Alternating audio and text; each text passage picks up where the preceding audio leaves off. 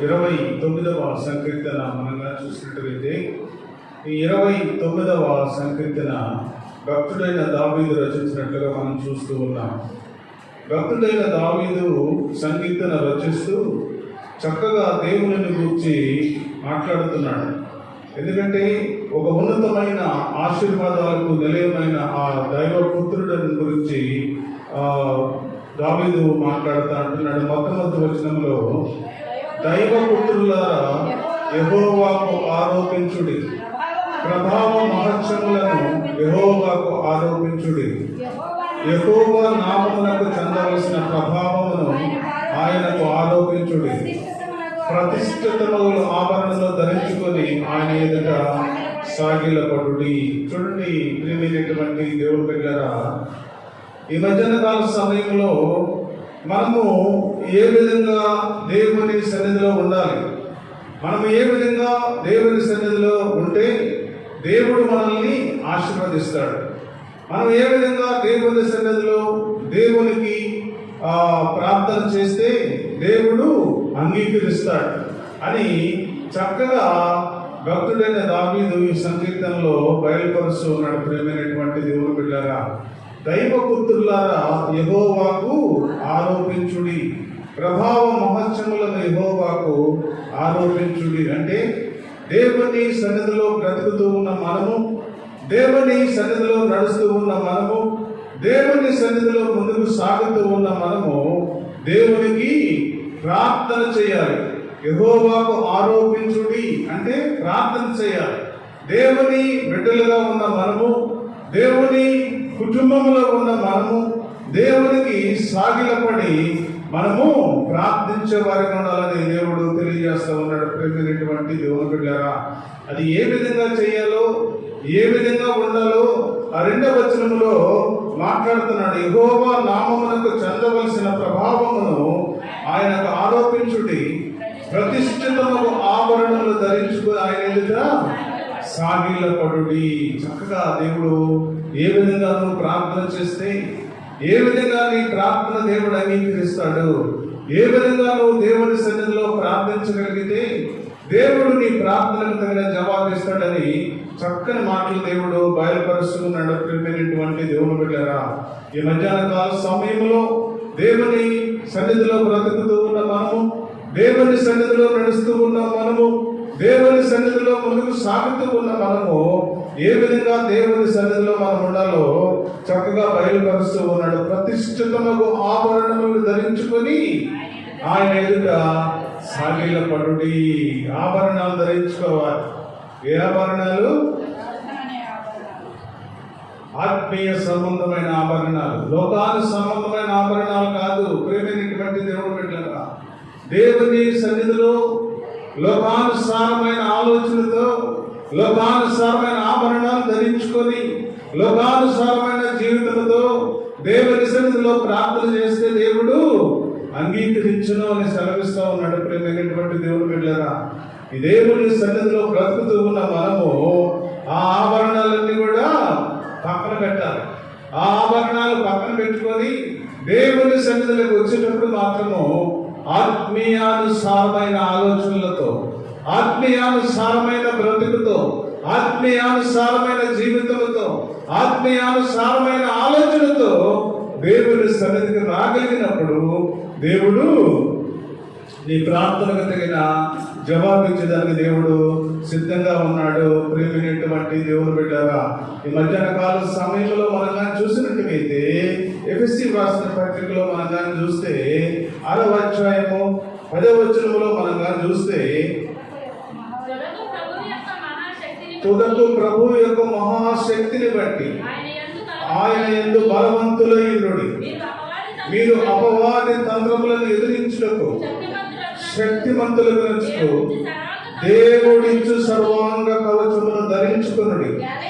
ఏలైనగా మనము పోరాడునది శరీరులతో కాదు, ప్రధానులతోనూ అధికారులతోనూ ప్రస్తుత అంధకార సంబంధములకు లోకనాథులతోనూ ఆకాశ మండలమున దురాత్మల సమూహముతో పోరాడుచున్నాము. అందుచేతను మీరు ఆపద్దినమందు వారిని ఎదిరించుటకును సమస్తము నెరవేర్చిన వారై నిలువబడుటకును శక్తిమంతులకున్నట్టు దేవుడిచ్చు సర్వాంగ కవచమును ధరించుకుని. చక్కగా దేవుడు మాట్లాడుతున్నాడు ఈ మధ్యాహ్న కాల సమయంలో. రెండు తెగలను దేవుడు చూపిస్తా ఉన్నాడు. మనం చేసే ప్రార్థన ఎక్కడికి వెళ్తుంది, మనం చేసే ప్రార్థన ఏ స్థాయిలో ఉంటుంది అని మనం కానీ చూసినట్టుగైతే చక్కగా దేవుడు మాట్లాడుతూ ఉన్నాడు.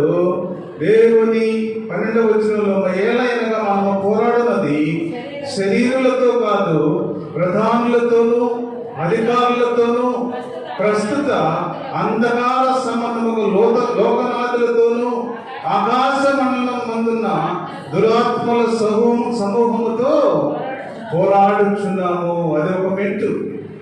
మనం చేసే ప్రార్థన ఆ మెట్టు దాటితేనే దేవుని వద్దకు చేరుతుంది. ప్రియమైనటువంటి దేవుని బిడ్డరా, ఆ మెట్టు దాటాలి. ఆ మెట్టు దురాత్మల సమూహము. ఆకాశంలో దురాత్మల సమూహం ఉంటుంది. ఆ దురాత్మల సమూహాన్ని దాటించగలిగితే అది దేవుని దగ్గరికి వెళ్ళిపోతుంది. ఆ దురాత్మల సమూహాన్ని నీ ప్రార్థన దాటాలి అంటే నువ్వు దేవుని సంబంధించిన వ్యక్తిగా, నువ్వు దేవుని సన్నిధిలో నువ్వు దేవుని బిడ్డగా నువ్వు బ్రతకగలిగితే, నువ్వు దేవుని సన్నిధిలో దేవుని ఆత్మతో నడిపించగలిగితే, నువ్వు దేవుని సన్నిధిలో దేవుని ఆత్మతో ముందుకు సాగగలిగితే, నువ్వు సర్వాంగ కవచమును ధరించుకుంటే, సర్వాంగ కవచము, సర్వ అంగ కవచం అంటే అన్ని అంగాలకు సంబంధించినది. చేతులకి, కాళ్ళకు, తలకు, ఇవన్నిటి కూడా సర్వాంగ కవచం అంటారు దాన్ని. అలాంటి కవచాలను నువ్వు ధరించుకోవాలి అంటే నీలో ప్రార్థన ఉండాలి.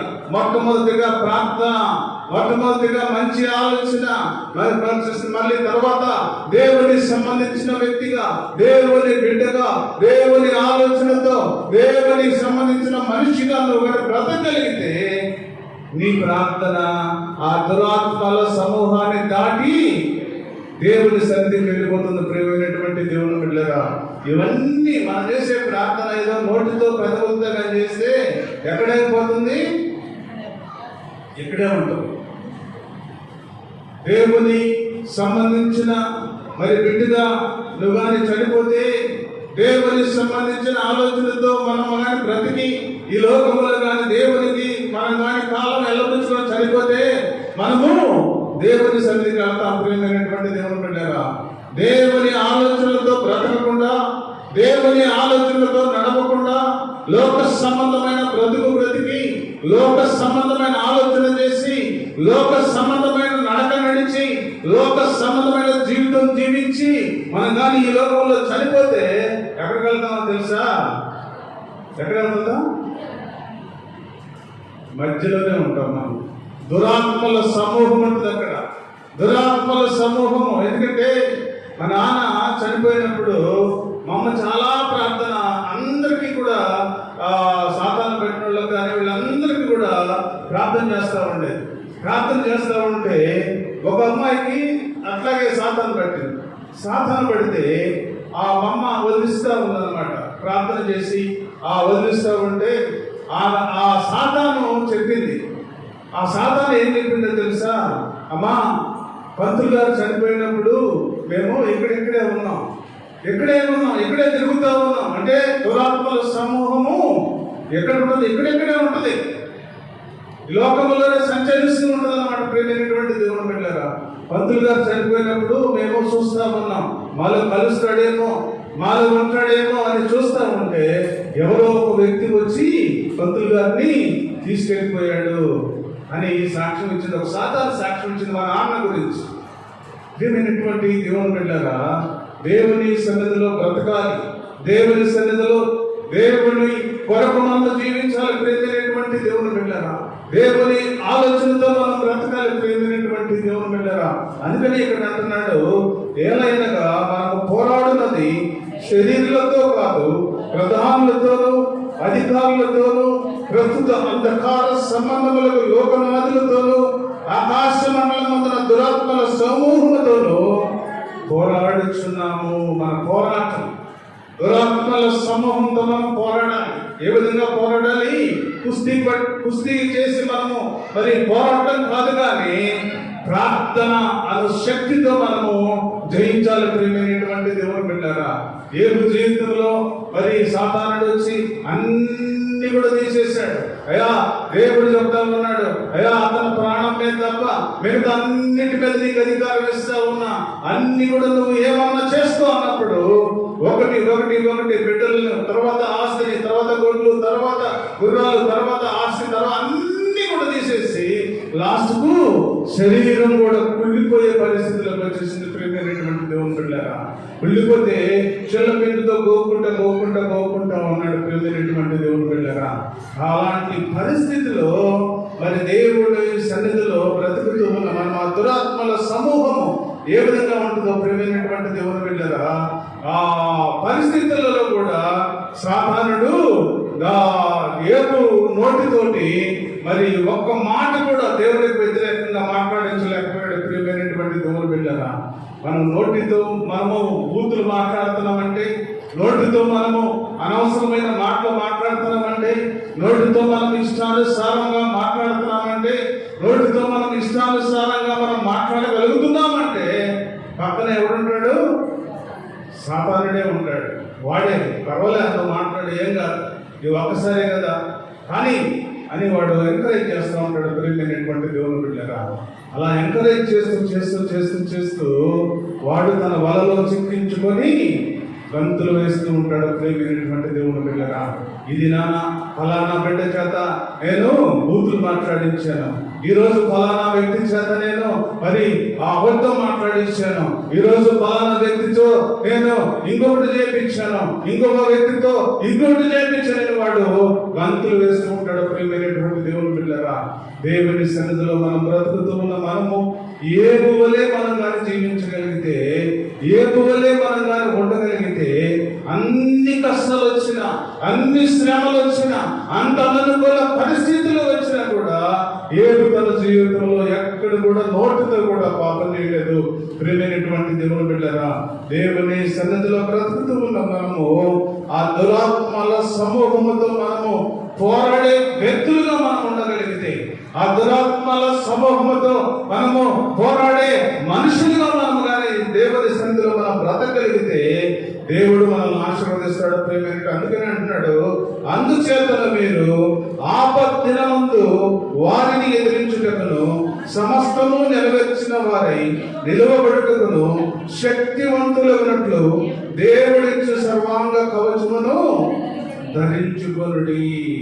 దేవుడు ఇచ్చే సర్వాంగ కవచం, దేవుడు పరిశుద్ధమైన జనాంగంగా, పరిశుద్ధమైన వ్యక్తులుగా, పరిశుద్ధమైన జీవితం జీవించాలని ఒక సర్వాంగ కవచాన్ని నీకు ఇచ్చినప్పుడు అవి ధరించుకొని మనం ఈ లోకంలో ఆ వ్యక్తులతో పోరాడగలిగితే దేవుడు నువ్వు చేసే ప్రార్థన దేవుని సన్నిధికి చేరుతుంది. ప్రేమైనటువంటి అందుకని అంటున్నాడు, దైవ పుత్రులారా యెహోవాకు ఆరోపించుడి, ప్రభావ మహత్యములను యెహోవాకు ఆరోపించుడి.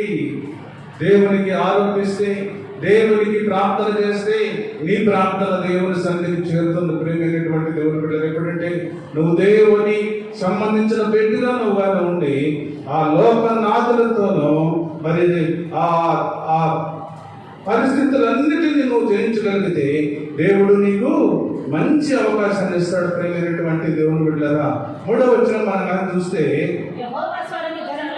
యెహోవా స్వరము జలముల మీద వినబడుచున్నది, మహిమగల దేవుడు ఉరుము వలె గర్జించుచున్నాడు, మహాజలముల మీద యెహోవా సంచరించుచున్నాడు. యెహోవా స్వరము బలమైనది, యెహోవా స్వరము ప్రభావము గలది, యెహోవా స్వరము దేవదారు వృక్షములను విరుచును, యెహోవా లెబనోను దేవదారు వృక్షములను మొక్కలుగా విరుచును. చూడండి ప్రియమైనటువంటి దేవుని బిడ్డలారా, దేవుని వాక్కు ఎలాంటిదో, దేవుని మాటలు ఎలాంటివో, దేవుని ఆలోచన ఎలాంటిదో చక్కగా దేవుడు బయలుపరుస్తూ ఉన్నాడు. ప్రియమైనటువంటి దేవుని బిడ్డలారా, ఈ మధ్యాహ్న కాల సమయంలో దేవుడు మాట్లాడుతూ ఉన్నాడు, యెహోవా స్వరము జలముల మీద వినబడుచున్నది, మహిమగల దేవుడు ఉరుము వలె గర్జించుచున్నాడు, మహాజలముల మీద యెహోవా సంచరించుచున్నాడు. యెహోవా స్వరము బలమైనది. దేవుని స్వరము ఎలాంటిదంటే ఒక ఉన్నతమైన స్థితిలో జలముల మీద నడిచేటప్పుడు పేతురు మరి దేవుడు మరి యేసు ప్రభు వారు వారి శిష్యుల దగ్గరికి వస్తూ ఉన్నప్పుడు పేతురు ఏమన్నాడు? అయ్యా నేను కూడా నడుస్తాను ప్రభు అన్నాడు.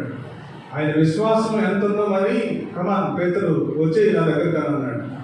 బాగానే నడుస్తూ ఉన్నాడు. కొంచెం దూరం వెళ్ళేటప్పటికి సముద్రం భయంకరంగా ఉంటుంది కదా, ఆ అలలు, ఆ గాలి, అవన్నింటినీ చూశాడు. అమ్మో ఇంత అలలు, ఇంత గాలి వస్తుంది. ఎదురుగా దేవుడు శక్తివంతుడు ఉన్నాడు. ఎదురుగా దేవుడు ఒక గొప్ప వ్యక్తి ఉన్నాడు. నిన్ను రక్షించగలిగిన దేవుడు, నిన్ను సమర్థించగలిగిన దేవుడు, నిన్ను పోషించగలిగిన దేవుడు. ఆయన మాట చొప్పున అన్నీ కలిగినాయి. అలాంటి దేవుడు నీకు మాట ఇచ్చాడు. అయినా కూడా ఆయన లోకం వైపు చూసాడు. ప్రియమైనటువంటి దేవుని బిడ్డలారా, లోకం వైపు చూసినప్పుడు ఏమైపోయాడు? మునిగిపోతా ఉన్నాడు. అయ్యా నేను మునిగిపోతున్నాను. నా వైపు నువ్వు చూసావు, బాగానే ఉంది. మొట్టమొదట నా వైపు చూసావు, నువ్వు నన్ను చూసి నువ్వు నడవమన్నా నేను. అయితే నువ్వు లోకం వైపు చూసావు. తర్వాత లోకం వైపు చూస్తే మనం కూడా అంతే. ప్రియమైనటువంటి సహోదరుడా, దేవుని వైపు చూసినంత కాలము, దేవుని వైపు నడిచినంత కాలము, దేవునితో నడిచినంత కాలము మరి పేతురు బ్రహ్మాండంగా నడిచాడు నేల మీద. ప్రియమైనటువంటి దేవుని బిడ్డలారా, దేవుని సన్నిధిలో ఎప్పుడైతే ఆయన దేవుని ముఖం చూడకుండా నీళ్ల వైపు చూశాడో, గాలి వైపు చూశాడో, లోకం వైపు చూశాడో, వెంటనే మునిగిపోతూ ఉన్నాడు. ప్రియమైనటువంటి దేవుని బిడ్డలారా, మన కుటుంబాల్లో కూడా అదే జరుగుతుంది. ఇప్పుడు దేవుని మీద ఆధారపడకుండా, మనము దేవుని ఆలోచనలతో నడవకుండా, దేవునితో ముఖాముఖి మాట్లాడలేకుండా మనము లోకం వైపు చూస్తూ ఉన్నాం. ప్రియమైనటువంటి దేవుని బిడ్డలారా, అందుకనే మనము మన కుటుంబాల్లో శ్రావణలు, అలాంటి మన కుటుంబాలలో ఇంకా వేదన, అలాంటి మన కుటుంబాల్లో దుఃఖము, అలాంటి మన కుటుంబాల్లో ఇంకా శ్రమలు. ప్రియమైనటువంటి దేవుని బిడ్డలారా, ఈ మధ్యాహ్న కాల సమయంలో దేవుడు మనందరితో మాట్లాడుతూ ఉన్నాడు. ప్రియమైనటువంటి దేవుని బిడ్డలారా, ఆయన స్వరము బలమైన స్వరము, ఆయన స్వరము ప్రభావము గలది. ఆయన స్వరము దేవదారు వృక్షములను విల్చును, లెబానోను దేవదారు వృక్షములను ముక్కలుగా చేసే స్వరము. ప్రియమైనటువంటి దేవుని బిడ్డలారా, నీకు వచ్చిన కష్టం పెద్ద కష్టమే కాదు, నీకు వచ్చిన శ్రమ పెద్ద కష్టమేం కాదు. ప్రియమైనటువంటి దేవుని బిడ్డలారా, దేవుని మాటలు వింటే, దేవుని ఆలోచన వింటే, దేవుని ముఖాన్ని నువ్వు చూడగలిగితే, దేవునితో ముఖాముఖి సంభాషించగలిగితే, దేవునితో నువ్వు ప్రార్థనలో నువ్వు జీవించగలిగితే, ప్రియమైనటువంటి దేవుని బిడ్డలారా, నీకున్న కష్టాలు పెద్ద కష్టాలేం కాదు. ప్రియమైనటువంటి దేవుని బిడ్డలారా, దేవుడు అన్ని కూడా తీర్చివేయగలడని దేవుడు సెలవిస్తా ఉన్నాడు. ప్రియమైనటువంటి దేవుని బిడ్డలారా, ఈ మధ్యాహ్న కాల సమయంలో దేవుడు మనందరితోటి మాట్లాడుతూ ఉన్నాడు. ప్రియమైనటువంటి దేవుని బిడ్డలారా, హెబ్రీయులకు రాసిన పత్రిక చూడండి, ఒక మాట ఉంది.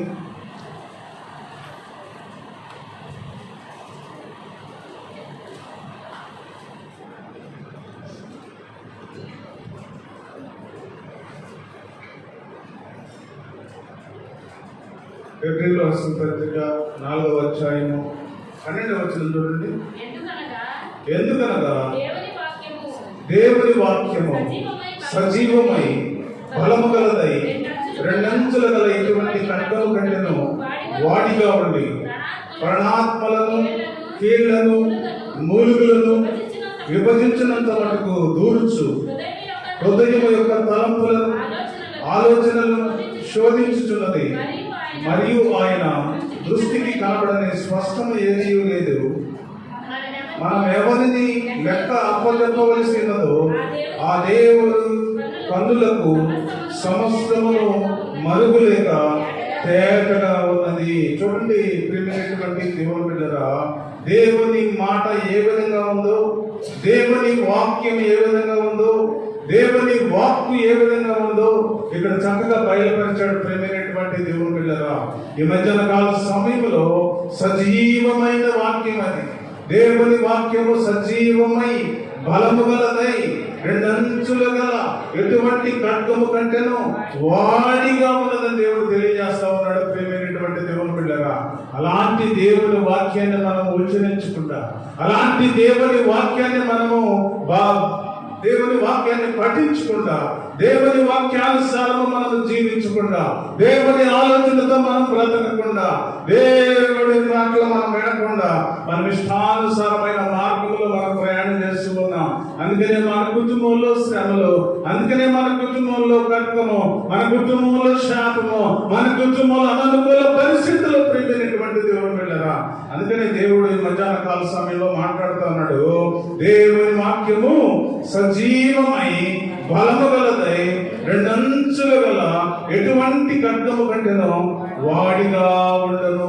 ఎలాంటి కష్టం వచ్చినా సరే, ఎలాంటి అనుకూల పరిస్థితులు వచ్చినా సరే, ఎలాంటి శ్రమలు వచ్చినా సరే, ఎలాంటి దుఃఖం వచ్చినా సరే, అది శ్రమల నుండి నిన్ను విడిపించే వాక్యము. ప్రియమైనటువంటి దేవుని బిడ్డలారా, అది ఆ ఖడ్గము కంటేను వాడిగా ఉండి ప్రాణాత్మల కీళ్లను మూలుగులను విభజించినంత మటుకు దూరుచు హృదయం యొక్క తలంపులను ఆలోచనలను శోధించుచున్నది. దేవుడు మాట్లాడుతున్నాడు. ఈ మధ్యాహ్న కాల సమయంలో ఎవరు చూడటం లేదలే, నేను ఒక్క పని చేస్తే ఏం కాదు అనుకుంటున్నావేమో. ప్రియమైనటువంటి దేవుని బిడ్డలారా, దేవుడు ప్రతి మనిషి ఆలోచనలను చూస్తా ఉన్నాడు. ప్రియమైనటువంటి దేవుని బిడ్డలారా, నీ ఆలోచనలను బట్టి, నీ క్రియలను బట్టి, నీ పనులను బట్టి దేవుడు నీకు తగిన మూల్యాన్ని ఇవ్వబోతా ఉన్నాడు. ప్రియమైనటువంటి దేవుని బిడ్డలారా, అందుకని మాట్లాడుతున్నాడు ఈ మధ్యాహ్న కాల సమయంలో. యెహోవా స్వరము ప్రభావము గలది, యెహోవా స్వరము దేవదారు వృక్షములను విరుచును, యెహోవా లెబనాను దేవదారు వృక్షములను మొక్కలుగా చేయను. నీకున్న శ్రమలు పెద్ద కష్టంగా దేవునికి ప్రియమైనటువంటి దేవుని బిడ్డరా, వాక్యానుసారము జీవించగలిగితే, వాక్యానుసారము బ్రతకగలిగితే, వాక్యానుసారము ముందుకు సాగలిగితే, ప్రియమైనటువంటి దేవుని బిడ్డరా, నీకున్న శ్రమలు దేవుడు మొక్కలుగా విరిచేసేదానికి దేవుడు సిద్ధంగా ఉన్నాడు.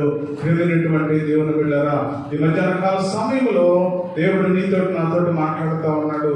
ఆయన స్వరాన్ని వినే తల్లిగా ఉండాలని, ఆయన స్వరాన్ని వినే తండ్రిగా ఉండాలని, ఆయన స్వరాన్ని వినే తమ్ముడుగా ఉండాలని దేవుడు కోరుకుంటా ఉన్నాడు. ప్రియమైనటువంటి దేవుని బిడ్డగా, ఈ మధ్యాహ్న కాల సమయంలో దేవుని స్వరము వినేవాడిగా మనం ఉన్నట్టుగైతే నీకున్న కష్టాలు, శ్రమలు, దుఃఖము, వేదన, ఆవేదన ఎన్ని ఉన్నా కూడా దేవుడు అన్నిటి కూడా తీసివేసేదానికి సిద్ధంగా ఉన్నాడు. ప్రియమైనటువంటి దేవుని బిడ్డగా, తర్వాత 6వ వచనం చూస్తే,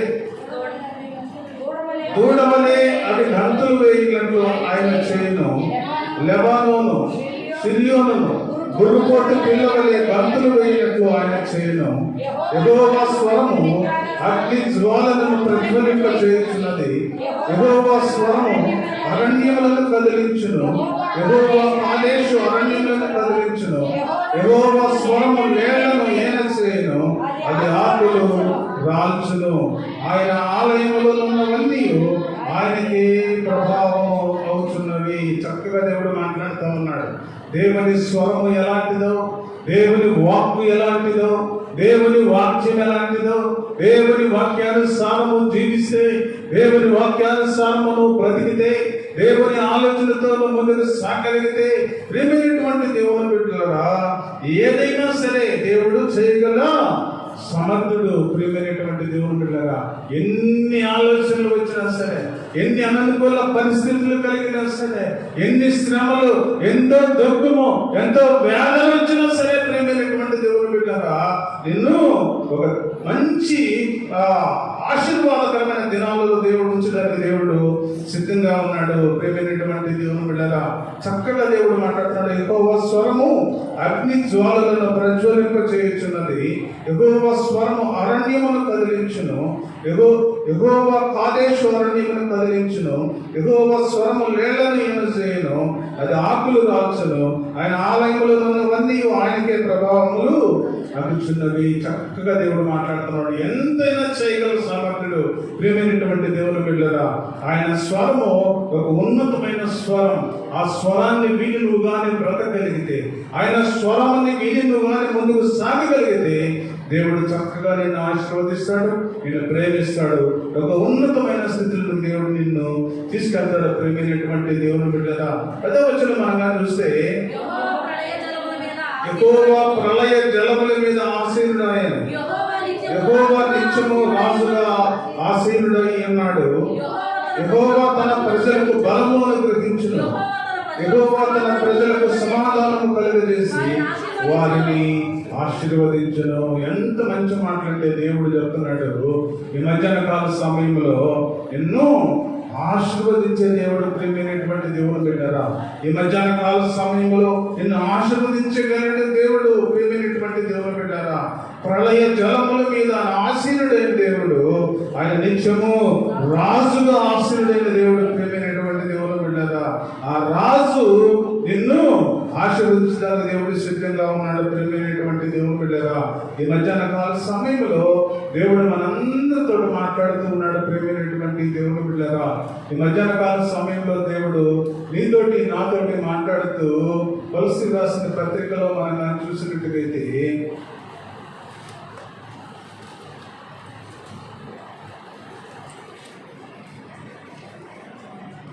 కొలస్సీ పత్రిక 1వ అధ్యాయము 19వ వచనంలో మనం చూస్తే ఆయన యందు సర్వ సంపూర్ణత నివసింపవలెనని ఆయన శిలువ రక్తము చేత సంధి చేసి ఆయన ద్వారా సమస్తమును, అవి భూలోకమందైనను పరలోకమందైనను వాటన్నిటిని ఆయన ద్వారా తనతో సమాధాన పరచుకొనవలెనని తండ్రికి అభిష్టమాయను. తండ్రికి అభిష్టమాయను. ఏ కుమారుడైనా సరే చక్కగా చూసుకుంటా మనం ప్రేమైనటువంటి దేవుని బిడ్డరా. కానీ ఆ తండ్రి యెహోవా దేవుడు ఈ మధ్యాహ్న కాల సమయంలో మాట్లాడుతున్నాడు. ఈ 10-11 వచనాల్లో మనం చూస్తే యెహోవా ప్రళయ జలముల మీద ఆసీనుడాయను. యెహోవా నిత్యము రాజుగా ఆసీనుడాయను. యెహోవా తన ప్రజలకు బలమును అనుగ్రహించును. యెహోవా తన ప్రజలకు సమాధానము కలుగజేసి వారిని ఆశీర్వదించును.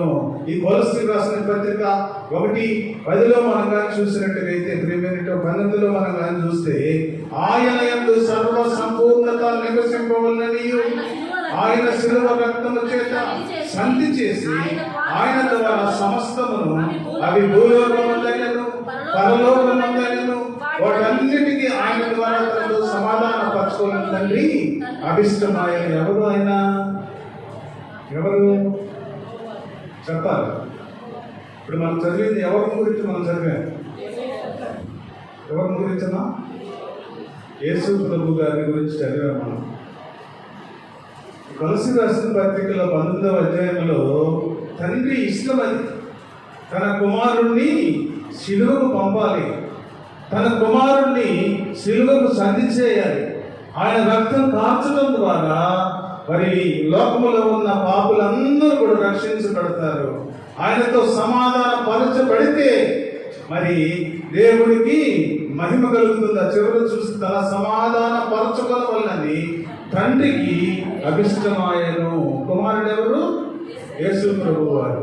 యేసు ప్రభు వారిని ఈ లోకానికి పంపించింది ఎందుకంటే మనకు సమాధానం పరిచేదానికి, మన కుటుంబాల్లో శ్రమలు తీసేసేదానికి, మన కుటుంబంలో పాపం తీసేసేదానికి, మన కుటుంబంలో అనేక రుగ్మతలు తీసేసేదానికి, ఆయన కార్చిన రక్తముతో, ఆయన కార్చిన శ్రమతో, ఆయన కార్చిన వేదనతో, ఆయన పడిన అనేక రకాలమైన బాధలతో మనకి స్వస్థత కలిగింది. ప్రియమైనటువంటి దేవుని బిడ్డలారా, ఆయన కార్చిన రక్తం ద్వారా మనకు స్వస్థత కలిగింది. ఆయన కార్చిన రక్తం ద్వారా మనకు పాప క్షమాపణ దొరికింది.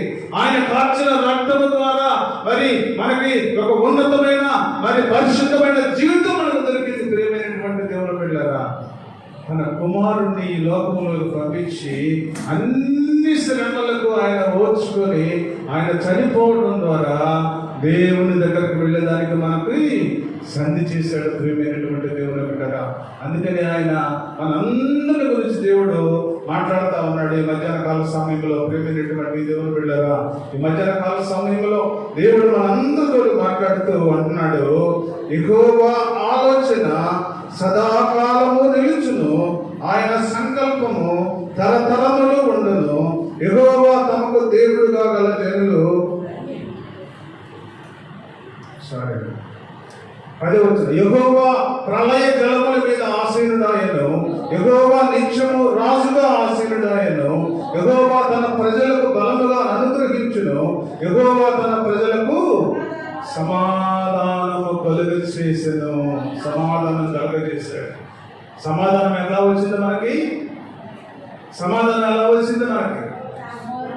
తన కుమారుణ్ణి లోకములకు పంపించి, తన కుమారుడు రక్తం చిందించుచున్నారా, తన కుమారుడు శ్రమల పడటం ద్వారా, తన కుమారుడు అనేక బాధలు పడటం ద్వారా ఆ రక్తంలో ఉన్న స్వస్థత, ఆ రక్తంలో ఉన్న శక్తి, ఆ రక్తంలో ఉన్న సంపూర్ణమైన జయాన్ని మన దేవుడు అనుగ్రహించాడు. ప్రేమైనటువంటి దేవుని బిడ్డలారా, అందుకనే ఈ రోజు మనము ఒక మంచి ఉన్నతమైన స్థితిలో బ్రతుకుతా ఉన్నాం. అందుకనే మనము దేవునికి సంబంధించిన వ్యక్తులుగా ఉన్నాం. ప్రేమైనటువంటి దేవుని బిడ్డలారా, అందుకనే యెహోవా తన ప్రజలకు సమాధానాన్ని కలిగించి తన కుమారుని ద్వారా మనల్ని ఆశీర్వదించాడు. ప్రేమైనటువంటి దేవుని బిడ్డలారా, అట్టి ఆశీర్వాదం మనం పొందుకోవాలి అంటే, అట్టి ఆశీర్వాదాన్ని మనం పొందుకోవాలంటే ప్రియమైనటువంటి దేవుని బిడ్డలారా, ఆయన వాక్యాన్ని వినేవారిగా ఉండాలి, ఆయన వాక్యాన్ని వినేవారిగా ఉండాలి, ఆయన వాక్యాన్ని పఠించేవారిగా ఉండాలి, ఆయన వాక్యాన్ని మనం చెవిన పెట్టేవారిగా ఉండాలి, ఆయన వాక్యులతో మనం నడిచేవారిగా ఉండాలి. దేవుడు ఏది చెబుతున్నాడో అది మనం నెరవేర్చే బిడ్డలుగా మనం ఉన్నట్టుగైతే దేవుడు నిన్ను ఆశీర్వదిస్తాడు, దేవుడు నిన్ను ప్రేమిస్తాడు, దేవుడు నీ కుటుంబాన్ని, నీ బిడ్డలో దేవుడు చక్కగా ఆశీర్వదించగలడు. అట్టి ధన్యత నీకు, నీ కుటుంబానికి, కూడి వచ్చిన బిడ్డలకు, సంఘానికి దేవుడు దయచేయనుగాక. చిన్న